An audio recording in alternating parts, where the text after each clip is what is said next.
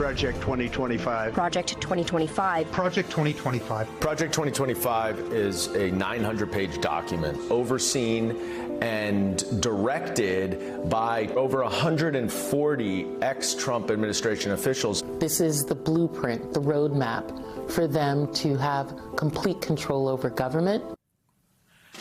That was Congressman Dan Goldman and Congresswoman Stacey Plaskett in their new video series about the danger Project 2025 poses to our democracy should Donald Trump win Tuesday's presidential election. The series lays out how the Heritage Foundation pioneered Project 2025 in order to rip apart the American administrative state. The plan involves an unprecedented expansion of the powers of the president, restructuring the Department of Justice, and replacing career federal employees with vetted Trump loyalists, to name a few things. Joining me now, New York Congressman Dan Goldman, who was the lead lawyer for House Democrats in Donald Trump's first impeachment trial, and Stacey Plaskett, delegate from the U.S. Virgin Islands, who was an impeachment manager in Trump's second impeachment trial. Thank you both very much for being here. Congressman Plaskett, I'll start with you. Why did you and Congressman Goldman feel it was important to do this video series about Project 2025? Well, I want to thank Dan and his amazing team, his staff who initiated this. And I was all in because after having read all of the 900 pages, annotating and indexing it, it is not just a blueprint, Jonathan, for what Trump plans to do, but we are seeing it unfold in his speeches, in his campaign, and in places like Florida and in Supreme Court decisions. Mm-hmm. Americans need to be aware. And so there are some specifics in Project 2025 that we should talk about. One of them is Schedule F, Congressman Goldman. This is, why don't you explain what it is and why the American people should be frightened by the implications? Well, Schedule F is an executive order that Donald Trump tried to implement in his first term that would essentially make all career expert government employees at-will employees and fireable for no reason. That is so that Donald Trump can then put his own political lackeys in those positions. And therefore, every single executive branch agency will be at the whims and behest of Donald Trump. And what it would do would put political appointees in the Department of Justice to prosecute Donald Trump's enemies. It would put political employees in the Department of Defense so that when Donald Trump orders the military to go attack Americans in our country, he will have his lackeys who will do it.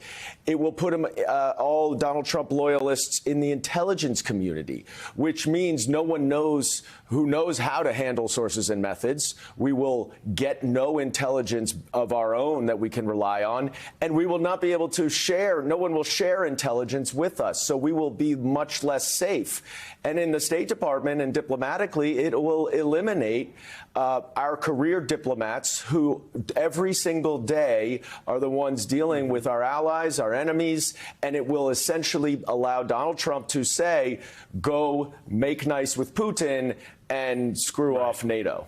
And as we're looking on the left side of your screen, Vice President Harris has finished her speech in East Lansing, Michigan. She's there taking selfies and shaking hands and meeting people in the crowd. Congressman Plaskett, another big provision of Project 2025 is granting the ability to gut abortion access nationwide by revoking FDA approval of mifepristone, but also enforcing the Comstock Act. It is already a law on the books that would regulate and basically put in a national abortion ban without Congress having to lift a finger. Talk more about why the Comstock Act is something people should be paying attention to. Sure. This is a 1800s Act which stops the commerce and the movement of particular items, and they would put mifepristone in one of those as one of those items that cannot be mailed out, cannot be given to women.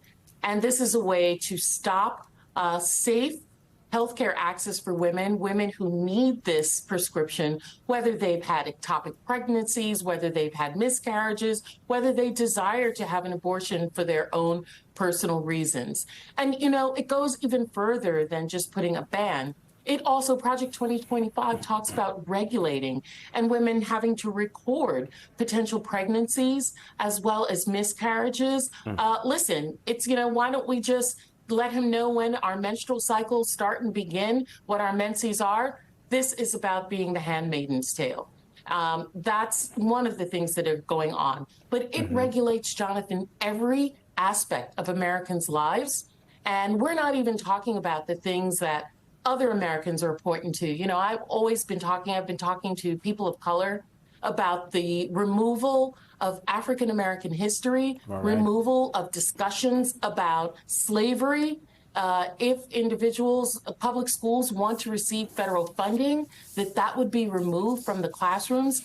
If a school is giving access to education for students who may be questionable in terms of immigration status, federal funding is removed from them as well. Never mind the mass deportations that are discussed in Project 2025, which the former president, has said repeatedly he would enforce on day one.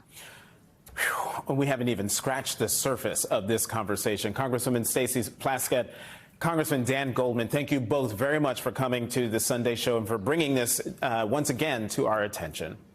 Jonathan, that's why we're going to vote, and we're going to make sure that we have a safe America come Tuesday evening. Thank you.